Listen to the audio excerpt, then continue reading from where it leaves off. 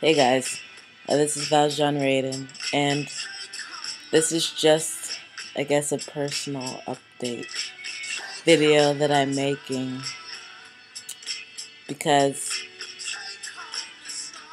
I've heard that testosterone changes people's moods quite a bit, and I'm not sure if it's changing my mood directly or indirectly from me just being ready to see all the changes that I want to see faster than I'm seeing them.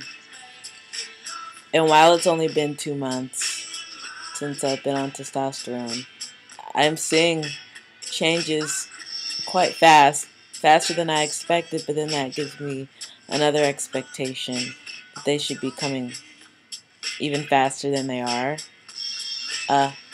which can make me a pain to be around because I don't want to be around people until all these changes are finished and I feel like they can see me for who I am. But at the same time, that's annoying people that want to be around me now. So I guess we're stuck in the middle. We're trying to reconcile those differences, which is really hard and a compromise, which can be difficult on both sides, really. So I guess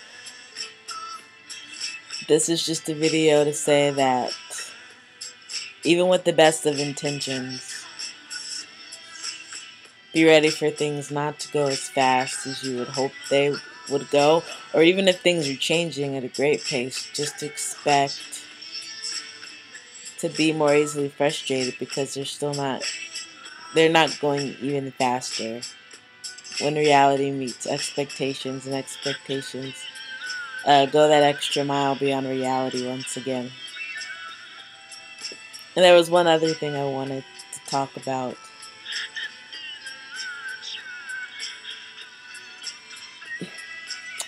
I guess I don't know whether or not testosterone is giving me a shorter fuse,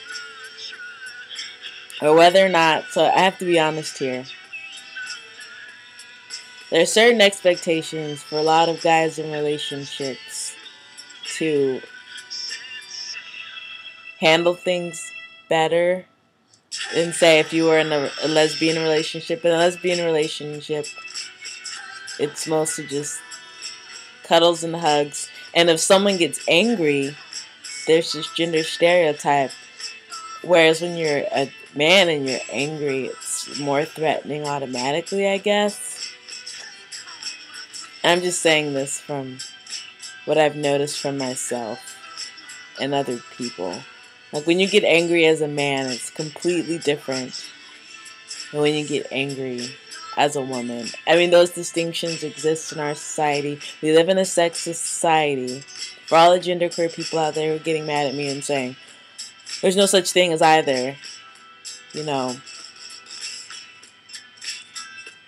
I would agree.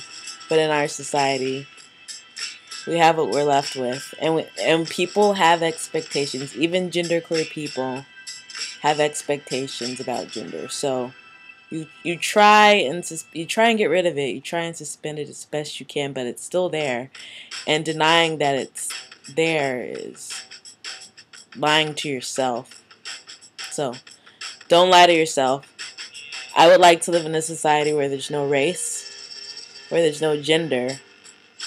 But as many years as it took to get those concepts ingrained into us, it's going to take just as long to get rid of them completely. So they're there, whether or not they're based on a biological reality of 100% female and 100% male, which obviously isn't true, but we're left with that. Like, with these concepts of races across the continents that don't exist biologically as well. That's another concept. But I got off tangent because I was bringing up the point that when you're angry as a man, it's completely different. It's perceived differently than being angry as a woman. That can affect relationships as well. You should expect it. You should be ready for it. That change too, which I hadn't really thought out that well, but I should have thought out.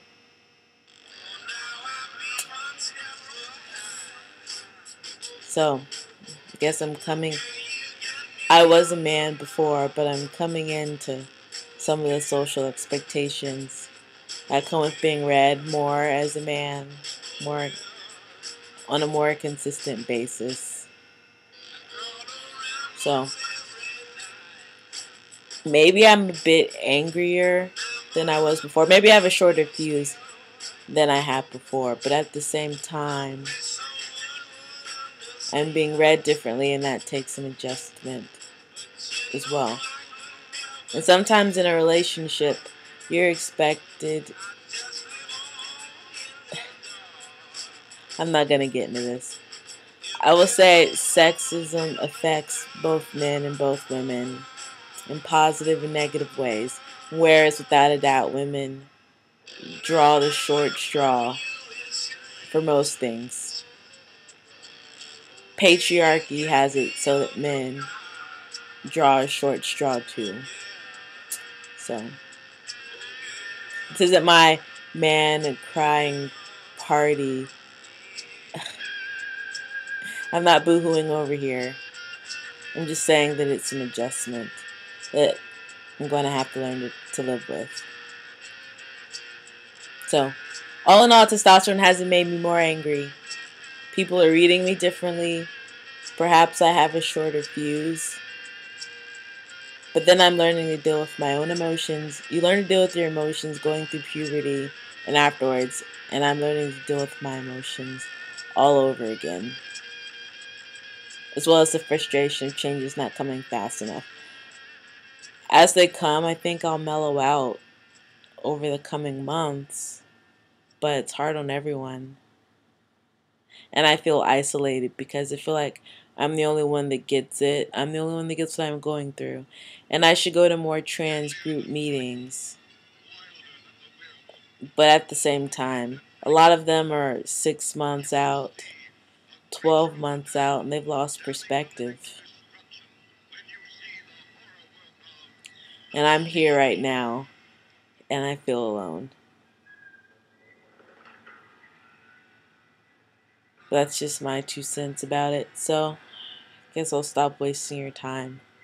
But that's what's going on inside my mind. Frustration, perhaps a shorter fuse. Learning how to navigate society in a new way that I never expected either.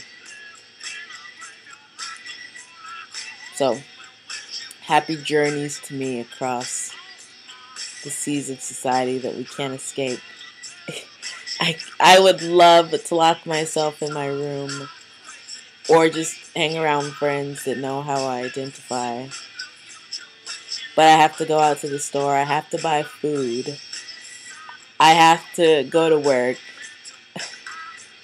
I have to learn. I have to deal with a generation that doesn't know 99% of the things that most of the people watching this know. So there's no way for me to escape it. And I'm like imprisoned, except in these safe spaces around LGBT people, and not even all the time then. Not even all the time around allies, because they're more acquainted with gay people than they are with trans people. And what they see about trans people, it's like RuPaul's drag show. And as far as trans men, they see Chaz Bono, and that's it. They don't have anything else to compare to. I guess kind of like when people were bridging the gap between the races after segregation. People had certain concepts because that's what they saw, like minstrel shows.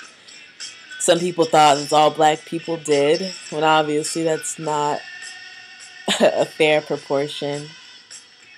So, what I'm saying is that getting this out there, getting more trans people out there, is going to help immensely, help people start to make less assumptions.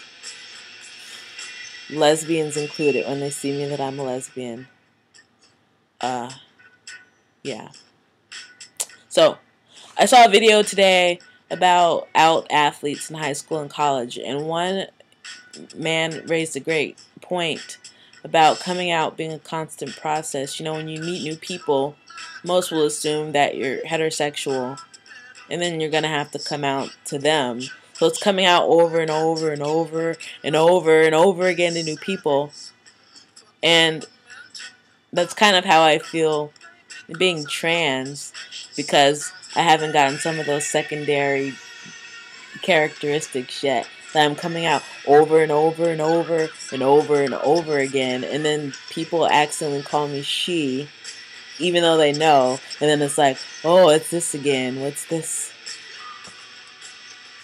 So I guess I have to lower my expectations to meet the reality, which is sad, but I'd rather compromise my expectations than compromise my sanity, right? So I'm gonna knock myself down. I'm gonna just like, I thought that I was going up and people reading me correctly, but in reality I have to just yank the chair from underneath me, have that hard fall back down to the bottom, expect absolutely nothing, and be pleasantly surprised every time, until every day I'm pleasantly surprised and happy. So yeah, my expectation has to come down. So this video has gone on a little long, but it's more than just secondary changes that I'm experiencing. It's personal mental changes as well that might help someone out there thinking of transitioning wrap their head around what to expect, that a lot of people don't talk about, or that one or two people might talk about. So, thanks for watching. Valjean, peace out.